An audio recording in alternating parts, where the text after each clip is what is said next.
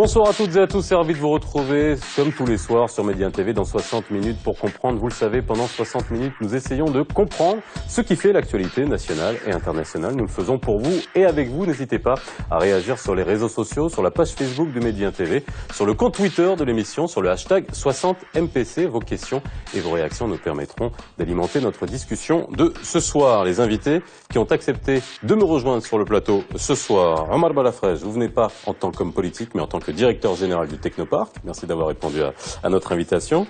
Mendel Araki, vous êtes vice-président du réseau Entreprendre Maroc et président directeur général du groupe Gelacom. Et enfin, Hatim Rih, vous êtes président du CJD Rabat, centre des jeunes dirigeants d'entreprise, et président fondateur de BitDine, une start-up marocaine de développement de solutions web et d'applications mobiles. Merci messieurs d'avoir répondu à notre invitation. Twitter, Netflix, Amazon, Groupon, Google, Facebook, vous connaissez tous ces multinationales ayant atteint des valorisations astronomiques. Eh bien, elles ont un point commun, elles ont toutes été des start-up, devenues un véritable fantasme pour beaucoup de jeunes entrepreneurs à l'époque de la bulle Internet de la fin des années 90. Le mythe des jeunes adolescents boutonneux créant un concept révolutionnaire dans un garage et devenant millionnaires a été rattrapé par le réalisme implacable du marché. Aujourd'hui, on compterait près de 19 000 start-up rien que dans la Silicon Valley, 3200 à Paris et seulement 200 au Maroc. Une start-up technologique marocaine, Leak, a d'ailleurs remporté hier en Colombie la finale du Get in the Ring, un concours qui oppose les start-up à travers le monde. Mais qu'est-ce qu'une start-up? Ont-elles les moyens et l'environnement pour se développer au Maroc? Comment en avoir plus? Et quelle participation et quel souffle peuvent-elles insuffler à notre économie? Start-up au Maroc, une dynamique prometteuse, ça sera le titre de l'émission de ce soir. Alors messieurs, avant qu'on parle justement de la définition de la start-up, justement parce que pour sortir de ce fantasme de toutes ces success stories à l'international et des valorisations absolument astronomiques qu'on a pu voir, qu'on appelle d'ailleurs les licornes dans le jargon des start-up, c'est quand même intéressant et c'est avec fierté qu'on a quand même une start-up marocaine qui a gagné hier, et ça fait l'actualité de ce concours Get in the Ring en Colombie, à Medellín. Et on a Omar Kaderi, de la cofondateur de cette start-up, Leak, qui est avec nous au téléphone. Bonsoir, c'est Omar Kaderi. Bonsoir à vous, bonsoir à tout le monde. C'est très gentil de nous accueillir et de nous recevoir ce soir. Alors, justement, ça va nous permettre de comprendre. Vous avez gagné ce prix en Colombie, ce concours Get in the Ring. Déjà, c'est quand même, j'imagine, une grande fierté. Oui, tout à fait. Une très grande fierté et même une fabuleuse surprise. Au moment où je vous parle, mon associé Yassine Sedani, qui nous a excellemment bien représentés en Colombie, à Medellín, est dans l'avion pour revenir au Maroc. Et pour nous, donc, ça a été une fabuleuse surprise, surtout face à une telle concurrence venue du monde entier. Alors ça montre quand même qu'une start-up marocaine, que des entrepreneurs marocains sont capables d'innover pour se confronter à d'autres start-up technologiques à travers le monde. L'expérience a été dure à mettre en place ? Clairement, parce que pour arriver à cette finale internationale, nous avons dû remporter une finale nationale, être les meilleures startups au Maroc, ensuite une finale régionale, être parmi les 2 meilleures startups africaines, puis aller à Medellín dans la finale internationale, et chaque continent avait élu ses 2 meilleures startups révélations. Quand on était parti, on était face vraiment à des géants à notre niveau, venus de pays qui sont extrêmement avancés en termes de digital et de start-up. Et la lutte a été dure, elle a été réellement serrée, mais on a eu la belle surprise de remporter ce prix-là et qui nous conforte finalement dans notre travail et dans toute notre détermination au sein de notre start-up. Alors, quelques mots sur l'application qui vous a fait gagner finalement ce concours. Alors, c'est simple. Leak est une application mobile gratuite qui offre de la recharge téléphonique à ses usagers, à ses utilisateurs, en échange de réception publicité sur leur smartphone. Parce que comme vous le savez, la recharge téléphonique est quasiment devenue un bien de première nécessité, que ce soit au Maroc ou dans d'autres pays en voie de développement. Et c'est sur cette base-là, sur cette incentive, qu'on est venu avec cette solution qui permet de donner un réel coup de pouce au pouvoir d'achat de plusieurs milliers de Marocains actuellement. On est à plus de 400 000 utilisateurs aujourd'hui. Et cela seulement en 11 mois, ce qui est pour nous une réelle consécration. Donc 400 000 téléchargements en 11 mois. Exactement, aujourd'hui. Bon, merci en tout cas à Omar Kaderi d'avoir été avec nous en ce début d'émission. Ça nous permet de cadrer le débat et d'illustrer de la meilleure manière finalement ce qu'est une start-up à la marocaine, parce qu'on va le définir à l'international, et voir justement dans notre pays le potentiel que peuvent avoir nos entrepreneurs en termes d'innovation, en termes de nouvelles technologies et en termes d'entrepreneuriat. Alors, Amar Balafrej, c'est vrai que je vais vous faire déjà commenter cette victoire. Vous devez aussi, vous, en être fier, et à juste titre. Oui, non, complètement. D'abord, c'est une start-up marocaine qui s'illustre. En plus, c'est une start-up qui est vraiment pleinement dans notre écosystème Technopark. Ils sont basés au Technopark. Je trouve qu'ils ont bénéficié de Réseau Entreprendre Maroc. Voilà, donc il y a ce potentiel-là. Je vais revenir juste sur le chiffre 200. Moi, je trouve qu'il est un peu provocateur. Je pense qu'il y en a plus. Alors, c'est un chiffre qui nous a été communiqué par Startup Maroc. Ouais, qui est aussi dans notre écosystème. Oui, ben voilà. Qui est une association. C'est dur d'avoir des chiffres. Hein. C'est vrai qu'il n'y a pas d'observatoire aujourd'hui de la start-up. Ce qui est une super structure. Startup Maroc, j'en profite pour dire un petit mot, qui font un travail d'initiation à l'entrepreneuriat avec leur Startup Weekend. Ils ont fait le tour du Maroc. Ils ont aussi la compétition Startup Cup, Get in the Ring au Maroc, c'est eux qui l'organisent. Quand ils disent 200, c'est pour provoquer un peu, dire qu'il n'y en a pas assez. Moi, je pense qu'il y en a au moins 3-4 fois plus. Si on définit la start-up comme une entreprise technologique qui a vocation à développer un business mondial. Donc c'est ça. Maintenant, nous, en tout cas, au Technopark, on ne définit pas comme ça la start-up. On considère que start-up, dans nos secteurs d'activité, qui sont, je rappelle, technologie de l'information, green tech et industrie culturelle, toute entreprise nouvellement créée, toute personne avec un minimum d'innovation, mais même le fait de créer, c'est-à-dire un entrepreneur, pour nous, est un start-upper dans nos secteurs. Donc, et là-dessus, on arrive à des chiffres beaucoup plus importants. Le Technopark, tout seul, en 15 ans, il a accueilli quasiment 900 entreprises. Et chaque année, il y a une cinquantaine de start-up qui nous rejoignent, 50 qui quittent, 50 qui rejoignent. Donc maintenant, oui, vous avez dit, ça serait bien d'avoir un observatoire pour Alors, voir. on va y revenir, justement, sur tous les moyens, l'environnement, tous les facteurs qui peuvent favoriser la croissance et la multiplication du nombre de start-up. Hatim Rih, alors déjà par rapport à la victoire de cette entreprise, et en plus, vous êtes quasiment dans le même domaine, puisque vous développez des applications mobiles. Exactement, c'est une très belle victoire, c'est une très belle représentation du Maroc. Et c'est une preuve qu'avec peu de moyens qui sont offerts aux startups aujourd'hui, on peut quand même concurrencer toutes les sociétés, même au niveau mondial. C'est une preuve réelle qu'il y a de la compétence, qu'on n'a pas besoin d'aller chercher de la compétence ailleurs, mais que la compétence, elle est bien au Maroc et qu'elle peut donner des résultats formidables comme cette application. Alors, Amar Balafrej vous a donné une définition concise de la start-up. Pour qu'on comprenne mieux finalement ce qui se cache derrière ce terme qui peut, encore une fois, je l'ai dit dans mon introduction, qui est très fantasmagorique. En gros, on peut se dire qu'avec dessous un ordinateur dans une cave, on va devenir millionnaire dans 10 ans. Aujourd'hui, la start-up, concrètement, c'est quoi? Pour moi, une start-up, c'est une structure qui s'attaque à une problématique pour laquelle la solution n'est pas du tout évidente. Et la réussite de l'entité l'est encore moins. Bien sûr, il y a une composante d'innovation qui doit entrer en jeu. La start-up se veut créatrice d'une très grande valeur ajoutée à terme. C'est-à-dire si la boîte réussit, comme on voit Google, WhatsApp avec des évaluations qui sont juste énormes, c'est en milliards de dollars.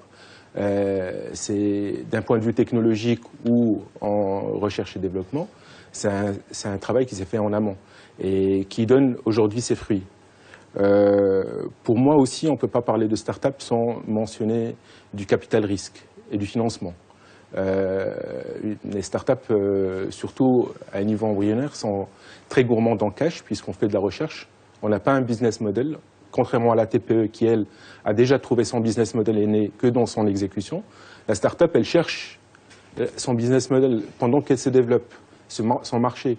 Quand le premier réseau social s'est créé, la première application de chat s'est créée, je ne pense pas qu'ils avaient une vision bien claire comment ils allaient être rentables. Quand Twitter même s'est créé, d'ailleurs on en a beaucoup parlé à l'époque, comment Twitter va-t-il générer du cash, sachant qu'il brûlait près de 100 millions de dollars par mois, rien qu'en infrastructure pour supporter le système. Et ils avaient d'ailleurs énormément de problèmes pour rester en ligne. Alors ça pose le problème du financement, on va y arriver, justement, tout l'environnement et l'écosystème. Mais de la Raqi. Il est clair que le financement reste une partie importante. Par contre, en reprenant le terme, par exemple, par rapport aux start-up, c'est au Maroc, parce que bon, on va parler réellement local.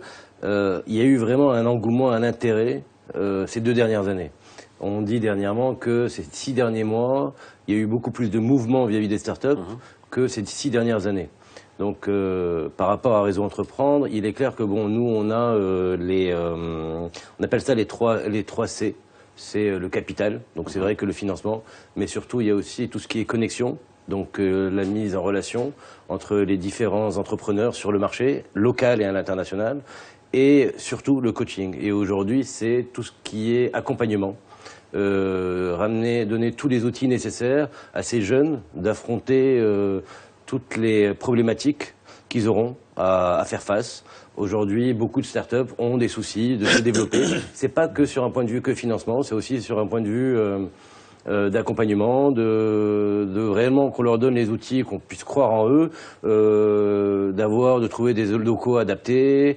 Et c'est là où on se rend compte que beaucoup de startups commencent à réussir parce qu'elles se tournent à l'international. Elles n'ont pas que cette optique nationale, elles sont cette optique nationale et internationale. Lorsqu'on voit Leak aujourd'hui, je les félicite pour leur réussite, c'est une superbe réussite. On a d'autres exemples des success stories au Maroc. Je prends par exemple le cas de VBS, on en parlait avec Orma il y a quelques minutes. C'est des sociétés qui ont pu développer leur concept au Maroc, mais tout en ayant une optique de s'ouvrir tout de suite à l'international, et ils arrivent à briller aussi bien sur les 2 plans, national et international. Et il y a une reconnaissance réellement des différentes structures aujourd'hui au Maroc. On se dit, voilà, on va leur porter plus d'attention parce qu'ils ont commencé à briller, on reconnaît parfois plus rapidement leur travail à l'international, et c'est là où on doit leur apporter tout ce coaching, ce mentoring, cet accompagnement pour les aider à se développer. Alors, on va parler de culture, parce qu'on parle souvent de TPE, de PME sur ce plateau, la grande problématique de financement des TPE et des PME, et on dit qu'il y a peu de projets à financer. Est-ce qu'aujourd'hui, on prend au sérieux, je parle bien d'un point de vue culturel, est-ce qu'on prend au sérieux, est-ce qu'une banque prend au sérieux des jeunes qui vont arriver, qui n'ont peut-être pas d'expérience en termes de gestion d'entreprise, mais qui ont une idée, qui ont cette graine là qu'il va falloir planter, qu'il va falloir arroser pour que ça grandisse. Est-ce qu'on a on arrive à insuffler, vous êtes dans le cadre de Centre des jeunes dirigeants et de ce que vous représentez aujourd'hui, est-ce que vous arrivez à fédérer, est-ce que vous arrivez à faire prendre conscience que ces jeunes-là, et pas si jeunes que ça non plus, c'est-à-dire on ne va pas faire du jeunisme, peuvent créer de grandes entreprises à terme? Oui, moi je me place le Technopark complètement. Et la quinzaine de structures de notre écosystème qui sont dans le même optique, que ce soit le CJD, Réseau Entreprendre, qui ont leur siège chez nous, l'AFEM, ce sont des femmes chefs d'entreprise, je sais pas, Enactus. Aujourd'hui, il y a beaucoup et c'est très bien, de structures, soit associatives, soit des fois même un accélérateur comme la fondation de Tizem, qui est basée chez nous aussi, qui opère dans ce domaine, l'accompagnement de start-up et essayer de les faire grandir. Maintenant, je veux revenir quand même, juste avant de répondre à cette question, je veux pas... sur la notion de start-up, pour moi, je suis convaincu parce qu'il y a un malentendu, et notamment chez les décideurs, les grands décideurs économiques marocains, du secteur privé. La start-up, c'est pas soit Facebook, les milliards de dollars, soit la toute petite entreprise qui est dans l'informel au Maroc. Il y a quelque chose au milieu qui est hyper intéressant, qui sont des entrepreneurs, qui ont des rêves d'innovation, mais qui souvent vont s'adapter, vendre du service. Et pour moi, c'est des start-up, ceux-là. Et qui, pour la plupart, les 900, moi j'en ai vu passer peut-être 400 ou 500, ceux qui réussissent, c'est pas tellement parce qu'ils sont millionnaires. C'est parce qu'ils ont atteint un stade où, bien sûr, financièrement, ils sont à l'aise. Des fois, pas plus que s'ils avaient été salariés. Mais ils ont ce qu'on appelle cette liberté de l'entrepreneur. Il est libre, il est chef d'entreprise, il est fier d'avoir créé des emplois. Et c'est ça, alors là, d'un point de vue du pays, c'est ça ce qui est intéressant autour de l'entrepreneuriat ou de l'esprit start-up. C'est que c'est un fort potentiel de création d'emplois et de nouvel état d'esprit. Avec des gens qui sont capables de s'adapter, capables d'innover s'ils trouvent un bon écosystème et des encouragements. Pas que le financement. Peut-être qu'on en reparlera. Le cas de VBS, c'est un bon exemple. On l'a financé, nous, Maroc Numérique Fund, le fonds de capital risque dans lequel on est actionnaire.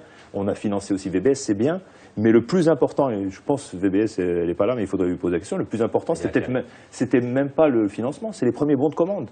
C'est les bons de commande qui sont plus importants que le financement dans la start-up. C'est la première entreprise.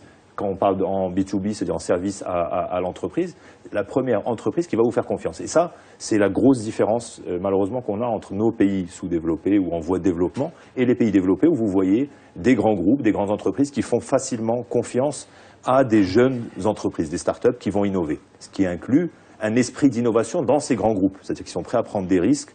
Et là, ça fait toute la différence. Un bon de commande de 100 000 dirhams pour une start-up, c'est beaucoup mieux, et moi je le dis vraiment sur votre plateau, c'est mieux qu'1 million de dirhams de levée de capital. Parce que c'est une référence, c'est probablement quelque chose qui va, le grand groupe est satisfait, il va repasser commande, c'est d'autres grands groupes, c'est des connexions qui vont se mettre en place. Alors ça, on en revient à la culture, justement, parce que lorsque vous avez commencé, par exemple, votre start-up, c'est vrai que les premiers clients, ça donne un effet d'entraînement, mais il faut qu'il y ait cette culture au sein de ces premiers clients qui sont capables de faire confiance finalement à des jeunes qui arrivent avec des fois avec ce qu'on appelle un MVP, c'est le minimum viable product, c'est-à-dire la version bêta où on a besoin de ce client qui va accompagner pour perfectionner un type d'application. Voilà.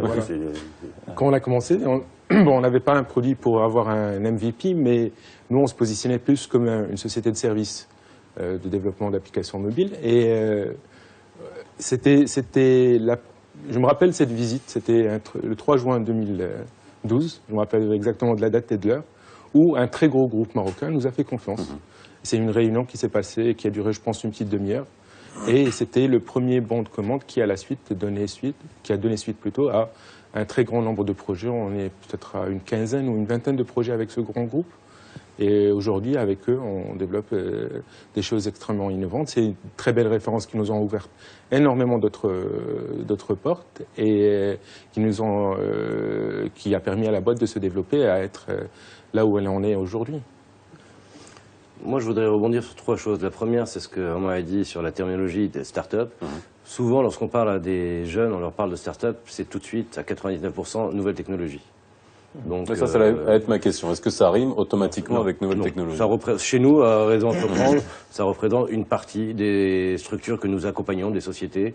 Nous sommes, il y a dans le domaine agricole, on est dans le domaine de la déco, on est dans le domaine des énergies renouvelables, on est dans le domaine des call centers. Et donc c'est vraiment varié dans le domaine du textile, donc c'est vraiment très varié et donc il faut sortir de cette image start-up égale nouvelle technologie. La deuxième chose qui est un point primordial, c'est au niveau des banques. Les banques aujourd'hui, nous devons les sensibiliser. Moi je sais qu'avec dans notre structure de Réseau Entreprendre, nous avons 3 banques aujourd'hui, 3 banques majeures sur le marché. J'espère qu'on en aurait plus. Qui nous font confiance. Pourquoi? Parce que nous avons un processus.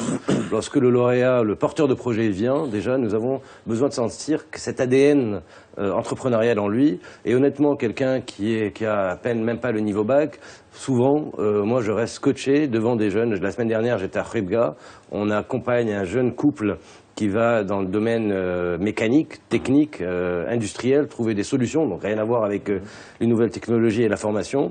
Et je trouve des jeunes, moi, qui me sidèrent par leur innovation, par leur vouloir de se développer et leur donner des outils, les accompagner, les aider financièrement, c'est clair, mais en fin de parcours, ils nous disent, mais tous les outils, toute cette aide que vous nous avez apportée, est nettement supérieur par rapport au financement.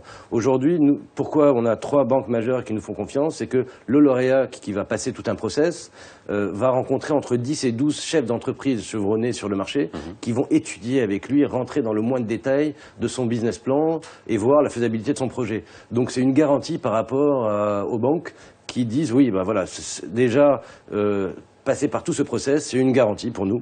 Et ça, c'est vraiment très important.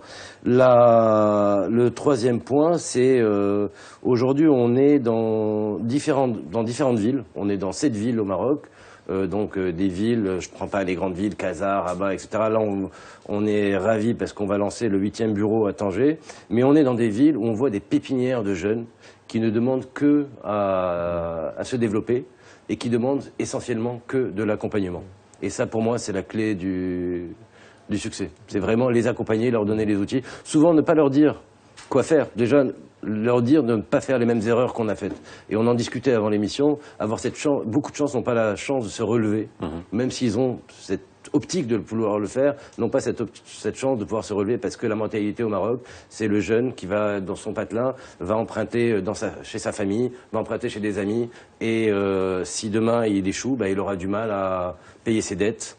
Et il n'a pas d'accompagnement, donc on va tout mettre en place, surtout déjà dans le réseau Entreprendre, et beaucoup de structures aujourd'hui associatives le font au Maroc, accompagnent ces jeunes à se développer, à connaître mieux le marché.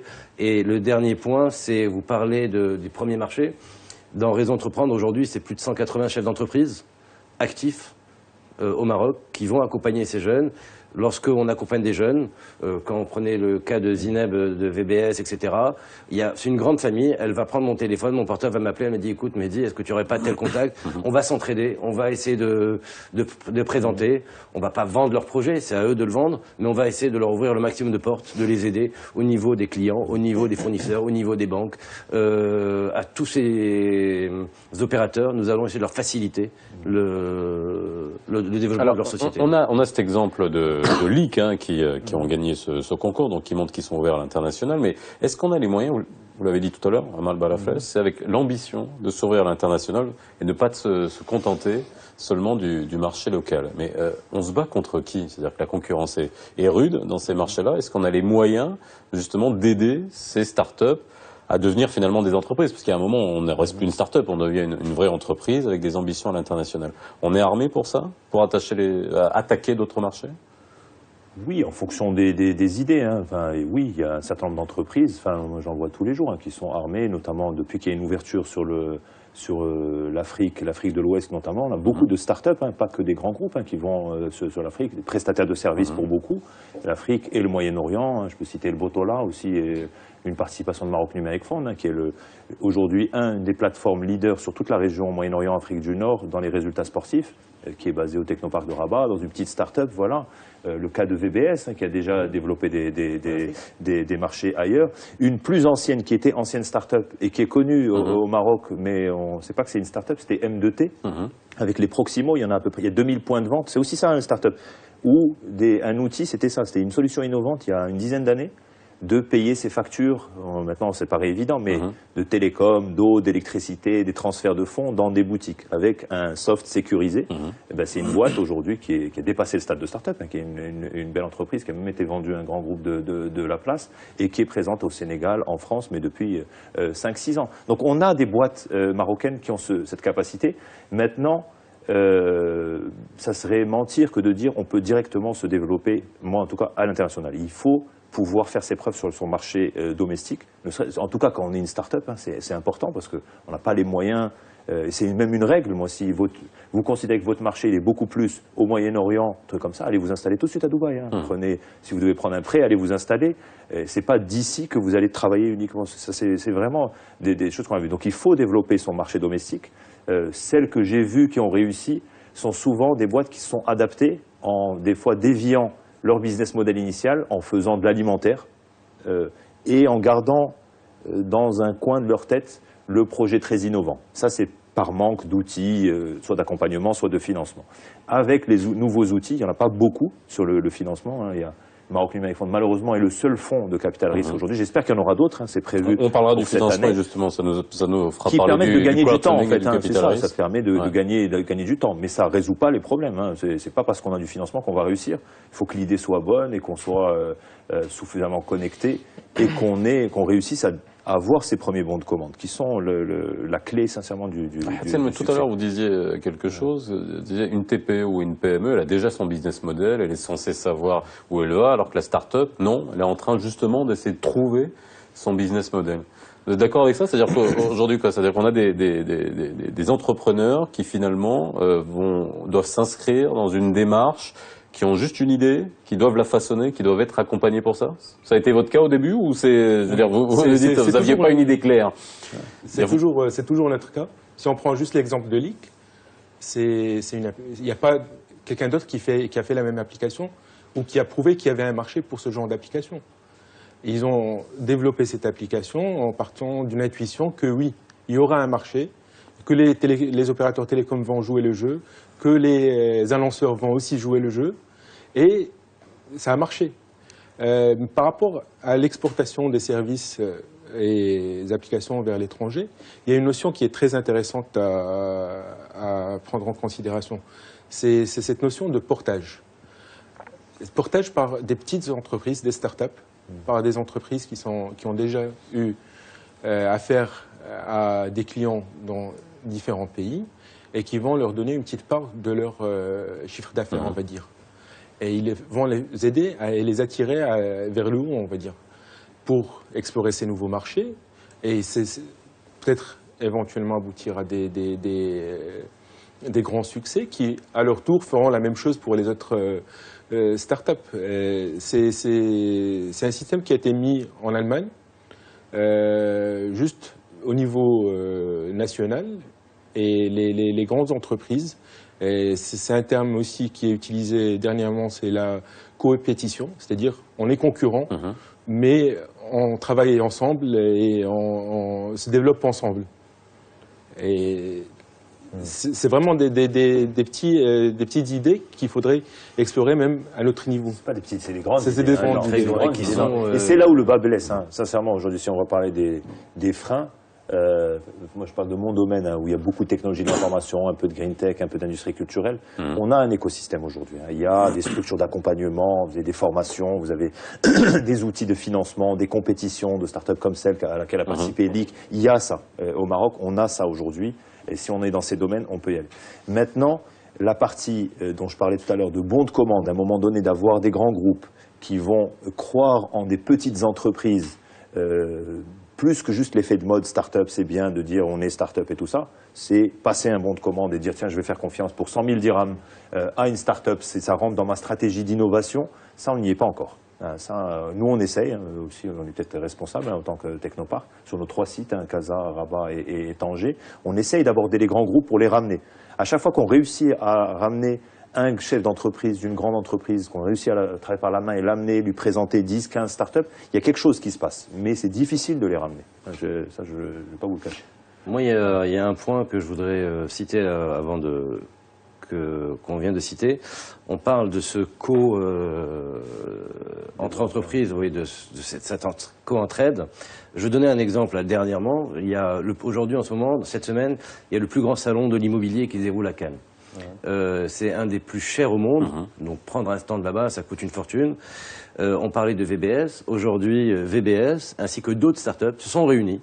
Et je ne pense pas qu'on doit utiliser le mot concurrent parce que ils arrivent à une telle logique de développement qui sont au-dessus de cette pensée-là. Ils ont donc une pensée beaucoup plus avancée et plus ouverte de développement.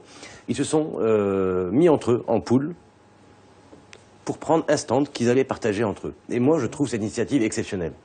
Donc ils y vont pour une seule optique de se développer et c'est la première fois dans l'histoire que des sociétés marocaines soient présentes à ce salon en tant qu'exposants. Et je les félicite et je les encourage dans leur développement. La seconde chose, c'est... Quoi, il y a un vrai esprit de start-up ? Ah là, oui, il y a un vrai esprit... Oui, là, je veux me dire, moi j'ai beaucoup parlé de Technopark, mais il n'y a pas que le Technopark. Et il faut rendre aussi à César ce qui appartient à César. Il y a eu un effet intéressant de la fondation OCP, notamment un programme qui s'appelle OCP Entrepreneurship Network, qui avait été monté par M. Jay Houkaimi, qui est très intéressant. Parce que qu'est-ce qu'ils ont fait? C'est qu'ils ont subventionné un certain nombre de structures d'accompagnement, des associations, en leur disant, OK, on va vous donner les moyens de travailler sur l'esprit d'entrepreneuriat. Et on a des coworking space qui se sont créés. Il y en a un super à Rabat qui s'appelle Hay, en plein Hay Nada. Et j'invite tous les gens de Rabat d'aller visiter, où il y a l'esprit entrepreneurial. Il y a le New Work Lab à Casablanca. Voilà, où il y a cet esprit start-up, de compétition parfois, mais d'entraide lorsqu'il s'agit d'essayer d'avoir... de créer la confiance nécessaire chez les donneurs d'ordre marocains. Quand je dis donneurs d'ordre, les privés et les publics. Il y a énormément de besoins. Alors, je reste dans les technologies de l'information. Parce que là, on est en train de parler que du privé. J'aimerais bien savoir aussi d'un point de vue, d'un point de vue public aussi, quels sont les accompagnements qui sont nécessaires fiscalement, le statut aussi de la start-up. Est-ce qu'elle a besoin d'avoir un statut particulier? On fait une petite pause et on en discute juste après.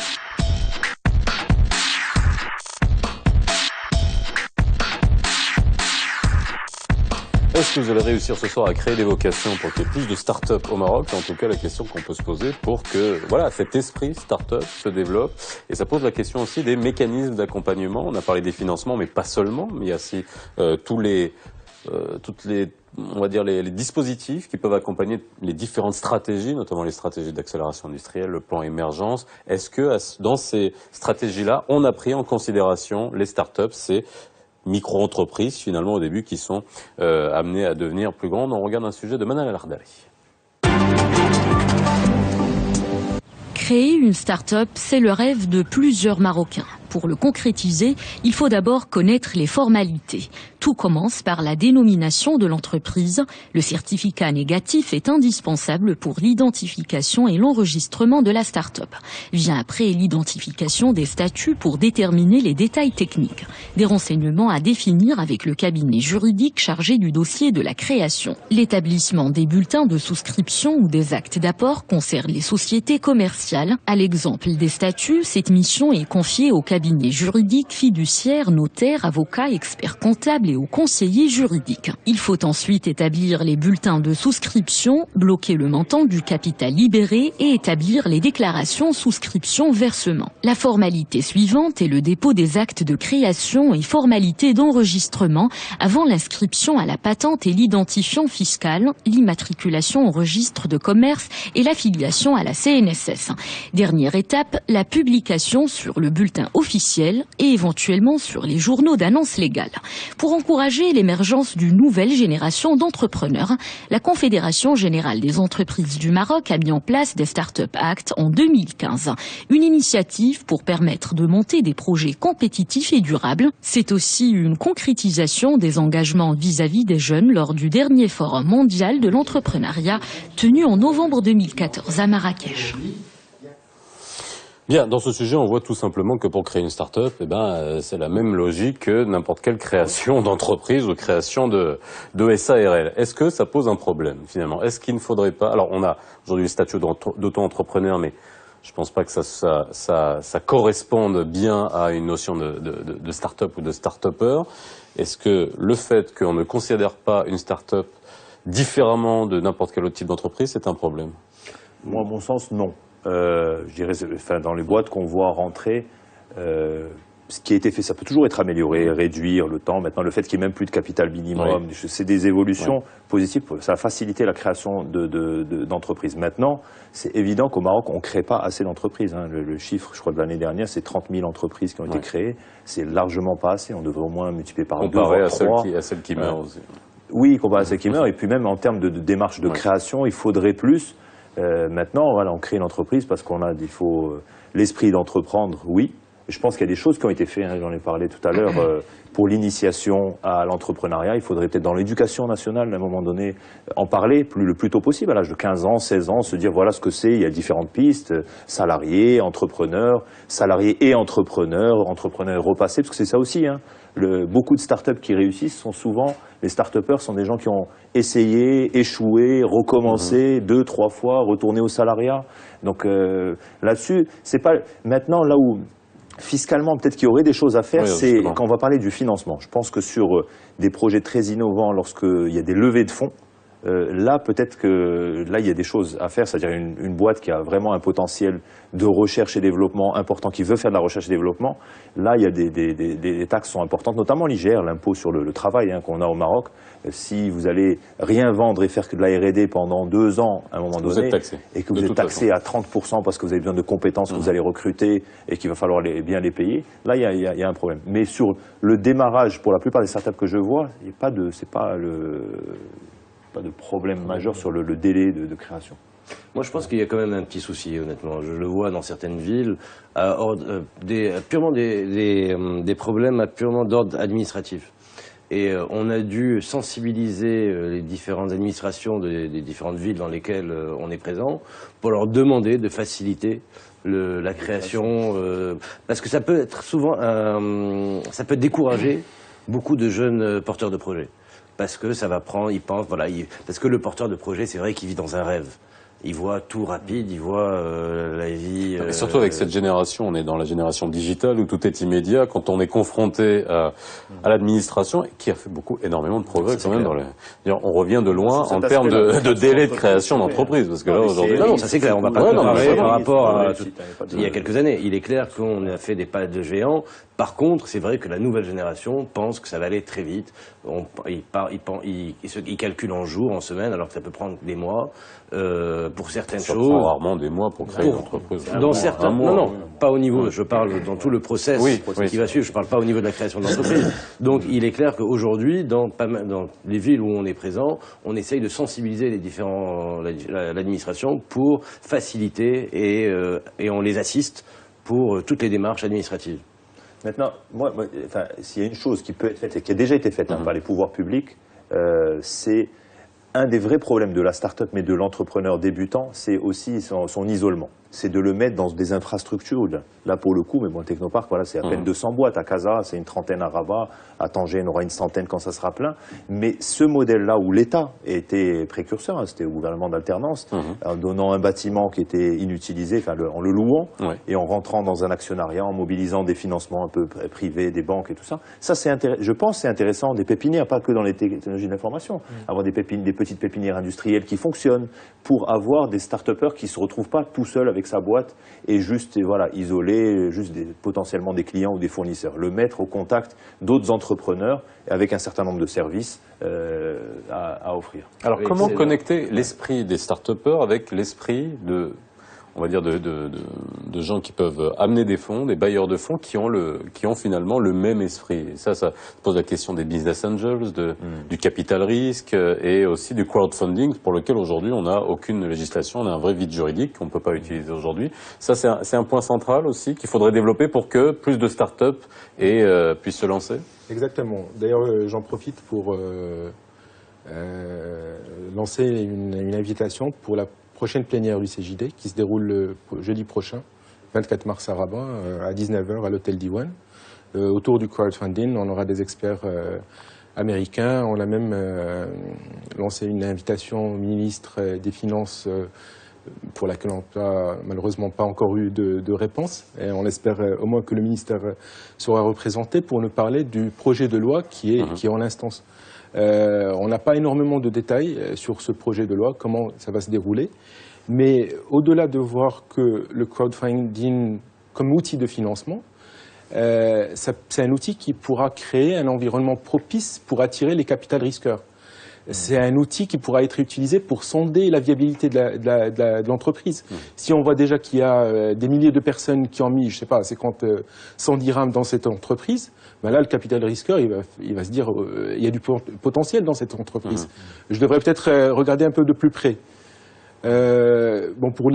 Aujourd'hui, par contre, pour les banques, je ne vois vraiment pas d'apport de leur part par rapport aux entreprises. Ça représente quelque chose comme 4% des financements des entreprises. Le reste, c'est en fonds propres, en compte associé. Et c'est juste malheureux. Aujourd'hui, il n'y a pas d'observateur, on va en parler, parce que c'est vrai qu'il faudrait quand même avoir une remontée d'informations pour avoir une typologie, une catégorisation, de voir quelles start-up ont fonctionné, d'autres qui ne fonctionnent pas, à quel niveau de rendement, etc. Enfin, j'imagine que avoir des chiffres, ça sert toujours à quelque chose. Mais là, par rapport à ces entreprises-là, ça demande combien? Est-ce qu'on a une moyenne pour les start-up? On n'est pas des investissements qui se comptent en millions de dirhams. C'est quoi le ticket d'entrée finalement moyen ou le ticket d'investissement moyen pour les start-up? Moi je parle pour Réseau Entreprendre, donc nous faisons des prêts d'honneur au niveau des porteurs de projets. Ça va entre 50 et 100 000 dirhams par porteur de projet. On peut avoir 2-3 personnes qui vont monter un même projet, donc on peut monter jusqu'à 250 000 dirhams à taux zéro. Donc il faut savoir que les banques nous prêtent de l'argent à 0%, et c'est ces prêts d'honneur que nous mettons à disposition. Et par rapport aux chiffres dont on parlait, En moyenne, dans Réseau Entreprendre, bon, Réseau Entreprendre est présent dans 10 pays. Au Maroc, on est dans 7 régions. On sera la 8e dans un mois et demi. Et normalement, à 2018, on sera dans 12 régions. On a l'objectif d'ouvrir 5 autres bureaux. Mais ce qu'on a, c'est que depuis 2010-2011, on a à peu près toutes les sociétés que nous accompagnons. Nous avons 100% de toutes les sociétés que nous accompagnons qui sont toujours en activité. Donc elles sont toujours... Elles ne sont pas mortes-nées. Pardon. Elles sont pas mortes-nées. Elles sont pas mortes-nées. Et ce que nous prenons avant tout, c'est vraiment donc l'accompagnement. Ça, c'est primordial. Mais surtout, nous poussons à la création d'emplois. Demain, nous avons un lauréat qui vient, un porteur de projet, il a une très bonne idée, c'est clair. Mais dans notre cahier des charges, on leur demande d'avoir entre 3 à 5 emplois créés sur les 2 prochaines années. Et ça, c'est vraiment très important. Et ce qui fait que aujourd'hui, nous avons 100% de sociétés accompagnées toujours en activité, c'est surtout cet accompagnement. Ce financement. Je prends un exemple pourquoi nous voulons sensibiliser aujourd'hui les banques. Nous avons 3 opérateurs qui nous accompagnent et qui nous font confiance. C'est que vous prenez Réseau Entreprendre en France. Lorsque le porteur de projet va voir la banque pour un crédit pour monter sa boîte, ils lui disent allez voir Réseau Entreprendre. C'est une garantie. Vous êtes pris par eux. Nous vous accompagnons parce que le porteur de projet aura vu une douzaine de chefs d'entreprise et ce que nous faisons, voilà. On va y arriver, je suis optimiste. Aujourd'hui, nous avons 3 banques, nous espérons en avoir beaucoup plus. Donc chacun fait son appel, donc nous aussi, on aimerait avoir beaucoup plus de systèmes bancaires qui puissent nous accompagner dans ce projet, dans cette levée de fonds. C'est une très belle aventure. Comme je disais, nous sommes présents sur 7 régions. Notre objectif à 2018, c'est d'avoir 440 lauréats par an et avoir une création de 2200 emplois directs. Aujourd'hui, en 2015, on a aidé à la création de 38 sociétés, 38 entreprises, ce qui est déjà pas mal pour le point de vue national. Alors, lorsqu'on parle d'accompagnement, j'ai une question sur le Technopark là, qui nous arrive sur Facebook, qui va faire plaisir à Omar Balafrej, parce que c'est Yamina qui nous dit est-ce que les startups au Technopark ont le même environnement de développement qu'à la Silicon Valley, essentiellement en ce qui concerne le domaine des nouvelles technologies? C'est pas non, je vais répondre franchement, non, pour des raisons d'abord simples. C'est évident qu'on n'a pas le même niveau de recherche et développement, ce qui est la force de la Silicon Valley. Il y a deux grandes forces, ou 3 peut-être. C'est la R&D qui est très proche des universités, où il y a beaucoup d'argent qui est investi dans de la recherche. C'est du financement très important. Et là, j'y reviendrai parce que nous, on a une expérience d'un fonds de capitalisme qui marche bien. Malheureusement, c'est le seul sur la place. Il a fait 14 deals en quelques années. Ça serait bien qu'il y en ait 3 comme ça, que Maroc Numérique Fund, le Maroc Numérique Fund 2, voilà, qu'on ait au Maroc une centaine de start-up financées avec des tickets moyens, parce que vous parlez de tickets moyens, le Maroc Numérique Fund, c'est autour de 3 millions de dirhams le ticket moyen. Donc c'est des boîtes qui sont déjà passées par Réseau Entreprendre, par exemple, comme le cas de VBS, ou d'autres, c'est le meilleur scénario, qui sont déjà passés, qui à un moment donné ont prouvé un peu leur BP et viennent, et vous avez un fonds qui rentre minoritaire, actionnaire là-dedans. L'autre raison pour laquelle on n'est pas comme la Silicon Valley, c'est qu'il n'y a pas la commande qui tombe rapidement. La Silicon Valley. Ça. Maintenant, on a le Technopark. Il faut aller sur le site, regarder, visiter. C'est un site ouvert. On est à 95% de satisfaction depuis 6 ans. Et des services, des fois, qui vous simplifient la vie, mais qui sont faciles à mettre en place s'il y a la volonté, on va dire, politique, pour le coup. Par exemple, la Muqata'a. On a la Muqata'a les mercredis matins. C'est quelque chose d'important pour le chef d'entreprise et ses salariés de ne pas avoir à aller faire la queue. Et on a trouvé une commune qui a accepté de venir... Mobile, qui vient une demi-journée par semaine. On a la CNSS, la CIMR, des assurances, ça... Alors ça c'est la question que j'allais poser. Vous parliez d'accompagnement et c'est vrai que chez les start-upers, ils se concentrent sur leur idée et c'est pas nécessairement des gens qui justement vont être dans le quotidien d'entreprise, aller payer les impôts, aller verser tout ça. Et ça c'est essentiel d'être dans un écosystème qui fournit tout ça. Fournit le maximum. Il faut essayer de faire beaucoup de choses. Et puis aussi, moi j'insiste, je l'ai dit tout à l'heure, c'est aussi être vraiment tout de suite dans des réseaux. Technopark, sur les 3 technoparks, le service le plus important avec tout ce qu'il y a, ça reste à mon sens la cafétéria.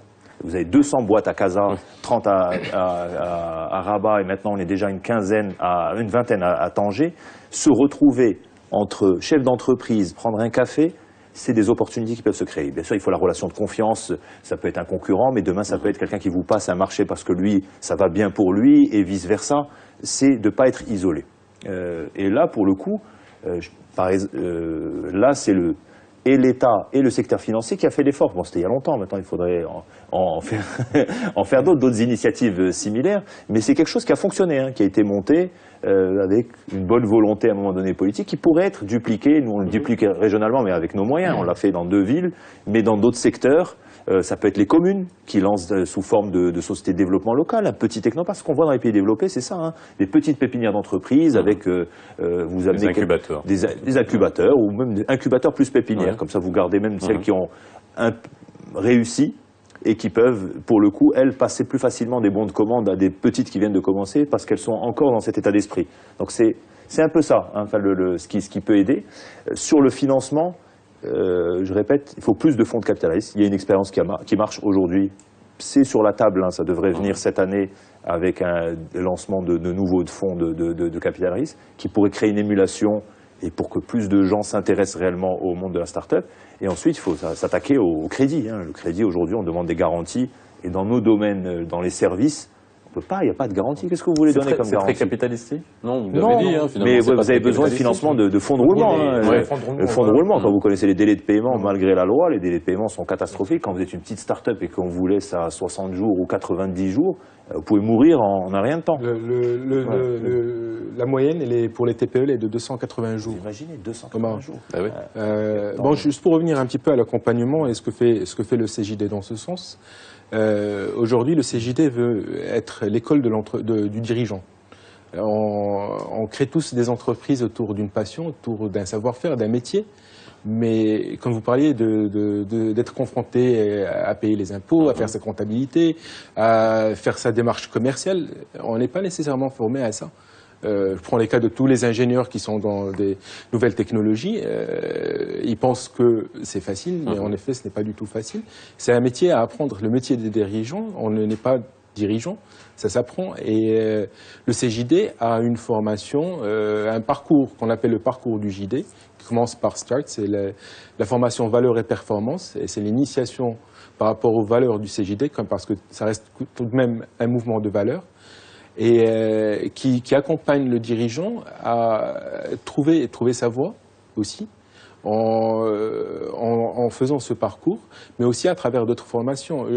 Pour revenir un peu aussi au mandat de la section de Rabat pour cette année, c'était de l'idée à l'entreprise. L'objectif de ce mandat, c'était de créer une commission de réflexion qui se donne comme objectif à définir un modèle pour rassembler les différents acteurs de l'écosystème d'entrepreneuriat. On parle de Maroc Numérique Fund, on parle de Réseau Maroc Entreprendre. Il y a énormément d'acteurs sur ce marché. Il ne s'agit pas vraiment de les brider ou de leur mettre des barrières, mais plutôt de les mettre dans le même couloir, pour qu'ils travaillent ensemble, pour tous vers un même objectif, et aussi pour ne pas éparpiller les efforts.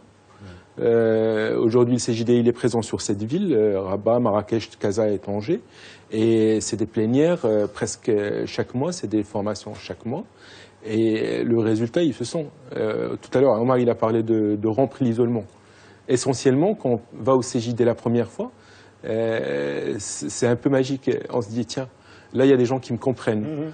Mais ça, c'est la force des réseaux. C'est parce ce qu'on disait, créer des vocations, c'est essentiel. Nous, c'est ce qu'on a essayé de faire, sincèrement, en disant, aujourd'hui, on est même, je le dis, pour rentrer au Technoparc, c'est ouvert à tout le monde, ça se fait en ligne et tout ça, mais pour avoir une chance d'avoir un local, parce qu'il y a une liste d'attente, il faut se faire recommander par une des structures, CJD, Réseau Entreprendre, Start-up, comme ça on va, et c'est pas compliqué, c'est juste prendre le temps, une demi-heure, 1 heure, discuter, valider un peu son BP, se poser les bonnes questions, pour pas avoir de personnes isolées, aussi bien donner plus de chances à réussir, c'est ça le message, mais et aussi ceux qui ont la force de réussir, enfin pour nous, c'est aussi qui prennent le temps un peu de partager. Pas qu'ils soient juste dans leur petite réussite à eux Alors, le maître mot quand même d'une start-up, c'est quand même l'innovation. Oui. Et l'innovation, ça passe par non seulement une culture, mais aussi une culture au niveau du pays. Vous avez parlé de recherche et développement, c'est quand même le parent pauvre à notre niveau. Là, il faut faire en parallèle, interpeller le pouvoir public pour augmenter, pour avoir des endroits, des niches où on permet de mettre de l'argent, ou alors à travers des mécénats de grandes entreprises, pour permettre de mettre de l'argent sur la table pour de la recherche et développement, qui sont des fois à fond perdu, mais qui sont sur le long terme créateurs de valeur. Je voudrais soulever 2 points. Le premier, c'est par rapport à Technopark. Technopark a réussi, c'est une belle réussite, mais ce que Omar ne dit pas réellement, mais ce qu'ils ont fait, c'est qu'ils n'ont pas que accompagné des startups, ils ont accompagné des structures, des associations comme les nôtres. Donc, et ça, il y a... C'est gagnant-gagnant, en fait. Oui, voilà, mais arriver à ce niveau de pouvoir le faire, moi je trouve ça, c'était une double réussite. Et je vous en félicite. Technopark nous a accompagnés. On est présent avec eux. Dans les 3 villes. Voilà, dans les 3 villes. Et se sentir en tant qu'association au milieu de cette pépinière de jeunes entrepreneurs nous booste encore beaucoup plus pour aller de l'avant. Ça, c'est vraiment très important. Maintenant, ce qu'il y a, c'est qu'on parlait de problèmes de financement par rapport à l'administration, par rapport aux banques, etc. Mais il y a quelque chose qui est très important, c'est qu'aujourd'hui, on a beaucoup de jeunes qui ont des problèmes de savoir où se loger. Comme dit Irma, les locaux à des prix abordables sont quasi inexistants. On n'y arrive pas. Il n'y en a pas. Aujourd'hui, les jeunes, bon voilà, nous, combien de fois on a, j'étais la semaine dernière à Frebga, lorsque je leur demandais les locaux, c'est quoi les locaux? Ben, c'est chez eux à la maison, ou chez un oncle, dans une petite pièce. C'est l'image d'Épinal de la start-up, quoi. Voilà. Mais pas dans les mêmes conditions. Voilà, c'est pas les mêmes. Pas les mêmes conditions. Maintenant, sur la R&D, il y a un truc, enfin, en tout cas, dans les technologies de l'information, c'est aussi une chance mondiale, là, pour le coup. Ça coûte moins cher. C'est-à-dire pour ça un coûte État. Moins cher qu'avant. Et c'est aussi par les messages, les pouvoirs publics pourraient faire des choses qui coûtent pas si cher que ça. C'est, moi, à mon sens, valoriser les métiers techniques.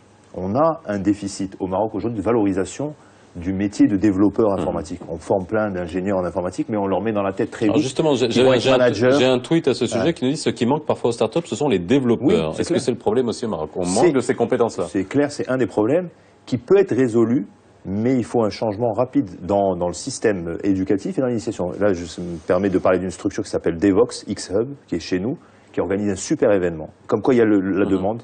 Un événement où les participants payent jusqu'à 500 dirhams. Il a réuni 1000 personnes à Casa il y a 2 ou 3 mois, autour des dernières technologies, des derniers cris en termes de développement informatique. Le métier de développeur aujourd'hui offre des possibilités au Maroc et à l'international. On peut travailler à distance. Donc valoriser, en tout cas en informatique, les métiers techniques, mais aussi dans les autres domaines. On a besoin qu'au Maroc, on ait des gens pointus techniquement qui peuvent participer à inventer des produits de demain. Ça, c'est un truc essentiel. Et le deuxième point aussi, parce que vous avez parlé de créer des vocations, des fois je casse des délires dans des universités ou des écoles en disant, moi je ne crois pas au succès réel de la start-up créée par un étudiant fin d'année d'études. Pour l'avoir vu souvent, ceux qui réussissent, c'est souvent des gens qui ont d'abord une expérience, qui ont déjà quelques années, 3, 4 ans, qui ont mûri, soit dans une start-up, des fois salarié dans une start-up, ou dans un groupe, et à un moment donné, il a envie d'être entrepreneur, et il va économiser un peu d'argent, il va mettre cet argent-là. Mais dire que les start-upers doivent être les étudiants, créer leur start-up en cours d'études, c'est un peu un mythe, ça arrive une fois sur 1 million. C'est pas assez... Mais cette notion de recherche et développement, même qu'on trouve au sein des entreprises, ce qui est encore une fois une mentalité, une culture, et qui fait la force des États-Unis, et d'autres pays où on investit dans la recherche et développement, où on accepte qu'il y ait un bureau où il y a quelqu'un qui ne crée pas de valeur tout de suite, qui ne rapporte pas de chiffre d'affaires, mais qui est en train de plancher, de réfléchir à créer de nouveaux produits. Ça peut être en termes de packaging, ça peut être en termes de répondre à de nouveaux besoins ou de créer de nouveaux besoins. Ça, vous arrivez à trouver des résonances ou pas? C'est-à-dire que est-ce qu'il va falloir travailler là-dessus? Et ça à travers quoi? À travers des structures dédiées, à travers là on a donné en exemple cette réussite, il faut mettre en avant les success stories. Qu'est-ce qu'il faut pour déclencher ça chez les entrepreneurs marocains ou chez les grands premiers clients des startups? Ça peut déjà commencer, je pense, par de l'intrapreneuriat chez les grands groupes où on peut financer des petites structures à l'intérieur du groupe. Et quand on parle de la R&D, ça ne doit pas juste se situer chez une start-up. On peut prendre un gros groupe qui va dédier un certain budget, comme vous avez dit, quelqu'un qui va travailler tout seul et espérer avoir un retour sur investissement. Mais parce qu'il y a une démarche dans la recherche et développement. Il y a souvent des gens qui disent bon, on va plancher, mais il y a une démarche, démarche scientifique, il faut tester. La R&D, Là, il y a des outils qu'on n'a pas, nous, au Maroc, c'est le crédit impôt recherche. Crédit recherche, notamment aux groupes structurés, à un moment donné, pouvoir avoir un crédit d'impôt si on investit, on recrute. En gros, c'est quoi? C'est des compétences, des ingénieurs qui vont être spécialisés recherche et qu'on va quasiment défiscaliser, on va permettre à l'entreprise. Là, ça, c'est des incentives qui sont intéressants, moi, à mon sens, oui, qui devraient être mis en place. Je pense aussi qu'il y a un petit blocage culturel par rapport à ça. On reste quand même dans une société qui est très averse au risque. On n'aime pas trop prendre de risques. Quand on est dans une situation établie. Mais voilà. Les jeunes, ils ont plus ou moins rien à perdre. C'est ce qui facilite la chose. Je vois par exemple, Réseau Entreprendre a été créé par une famille, c'est la famille Mullier en France, qui est le groupe Auchan, qui habille, etc. Donc on n'a pas à les nommer, mais bon, c'était André Mullier qui avait dit à l'époque, il a dit pour créer des emplois, il faut créer des employeurs. Donc, et dans leur groupe aujourd'hui, ils ont un système de développement au sein du groupe. Lorsqu'une personne arrive, ils disent voilà, j'ai une idée. Ils vont croire en la personne, ils vont travailler sur son projet. Ils vont lui dire voilà, on te donne un temps X pour développer ce projet, une petite unité. Et cette personne, ils vont lui donner les moyens de se développer, donc soit en R&D, soit dans la grande distrib ou dans le domaine du service. Et par la suite, si le projet réussit, eux vont rentrer, donc ça va être des capital risqueurs, donc ils vont rentrer dans le capital de cette personne, mais ils vont pas le multiplier par 2 ou par 3 ou par 4, ils vont le multiplier par 50. Et ça, c'est vraiment donner la chance au sein de leur groupe, donc il ne faut pas faire partie de la famille, il faut vraiment être un jeune entrepreneur, avoir des idées de développement il leur donne les outils nécessaires pour se développer. Alors j'ai un tweet qui pose une question, les startups rencontrent plusieurs obstacles, un des plus frustrants est la difficulté de payer en devises. C'est vrai que c'est pour une toute petite boîte, c'est un des problèmes qui tend à se régler, mais il y a toujours la retenue de garantie. Lorsque vous achetez, on vous prend 10%. Donc voilà, dans des petites structures, ça, c'est vrai, c'est un des problèmes. C'est-à-dire, alors qu'on est dans des métiers, notamment, je pense que c'est quelqu'un qui est dans un métier technologique, qui a besoin probablement, par exemple, tout ce qui est les métiers de community management, où vous devez placer de la publicité sur Facebook, vous devez payer à l'étranger, et des fois avec des gens qui sont exportateurs. Hein. Moi, j'ai des boîtes chez nous qui exportent sur le continent africain, qui exportent partout, mais qui sont des community managers. Ben, quand ils débutent au début, c'est difficile. Ça commence à changer, mais c'est pas suffisamment rapide, hein, le changement, alors qu'il y a des potentialités importantes en termes de création de valeur et d'emploi. Hein. Parce qu'il y a des démarches à faire à l'office d'échange, mais qui sont communes à tout type d'entreprise, à tout type d'exportateur. Là, c'est des mesures aussi qu'il faudrait affiner sur des montants, je sais pas, on est en train de réfléchir. Oui, non, d'ailleurs, c'est bien de le citer aussi, parce je pense qu'il faut valoriser les gens qui font des efforts. L'ancien directeur de l'office d'échange, qui était le mentor de réseau de VBS, là, qui a fait un travail extraordinaire. Et ben, c'était une des discussions, de dire venez me voir, start-up, s'il y a des choses à rajouter. Je pense qu'il n'a pas eu le temps de le faire, mais c'est peut-être quelque chose à faire avec sur la start-up. Parce que beaucoup de petites start-up community managers, au début, qu'est-ce qu'ils font? Ils se débrouillent. Il y a un ami ou un cousin qui a une carte étrangère, ils achètent un peu de pub Facebook pour faire leur première vente, un peu comme ça. Ça demande des petits efforts spécifiques à mettre en place. Alors, je sais qu'il y avait des choses qui avaient été mises en place avec Jawed Hamri pour aider les start-up et leur faciliter ce côté par rapport aux devises, leurs besoins en devises. Et je sais qu'il y a eu des choses qui ont été faites à ce niveau-là. Bien évolué depuis des années. C'est pour ça que c'est vrai que quand on voit toutes les mouvances et la facilitation en termes de doing business, il faut quand même saluer un certain nombre de choses. Le potentiel, il est très important, et c'est là où il faut une prise de conscience forte de la part des décideurs économiques et politiques, c'est que il y a un potentiel en termes de création d'emplois très important. C'est-à-dire qu'il y a certains métiers où on peut très très vite faire exploser le nombre d'emplois si on va dedans. Alors, il me reste 1 minute, et c'est vrai qu'on a essentiellement parlé de nouvelles technologies, même si on a fait un peu en disant que les startups, c'est pas seulement des startups technologiques. Au sein du Technopark, il y a quand même une start-up culturelle. Et ça, c'est quand même, quand on parle d'innovation et quand on parle de start-up, beaucoup de gens vont se dire, mais c'est pas une start-up, mais si, le boulevard, Boultech. C'est pas les seuls, d'ailleurs, maintenant, on a les structures, parce que nous, dans la start-up, c'est même des associations qui peuvent être des start-up. Le boulevard est, à mon sens, une start-up innovante. Maintenant, elle a grandi, elle a 15 ans. Mais Daba Théâtre, qui sont au Technopark de Rabat, c'est une start-up culturelle et c'est pas que du théâtre. Il y a de l'imagination. Nous, la réflexion, c'est aussi comment inventer des métiers dans ces domaines-là, que ce soit associatif ou des business. Là, je prends toujours dans la musique. Le premier pays exportateur au monde par tête d'habitants, c'est la Suède. C'est le deuxième tout confondu en termes de musique. Quand vous êtes dans un hôtel, n'importe où dans le monde, il y a une chance, je ne sais pas sur combien, mais une chance importante que cette musique, que ce soit du jazz, de la techno, quoi que ce soit, ait été développée dans un studio en Suède. Ça apporte en termes d'exportation au pays. Nous, en tant que pays en voie de développement, où il y a une culture culturelle qui existe, hein, investir là-dedans, ça a un potentiel aussi sociétal, mais aussi économique. Et donc, si on y croit, on est là-dedans, à Casa, Rabat et Tanger. Et pour une start-up innovée, c'est la capacité de transformer des idées en factures. Voilà. Merci messieurs d'avoir été avec nous ce soir pour parler de ce sujet. Excellente soirée sur Média TV.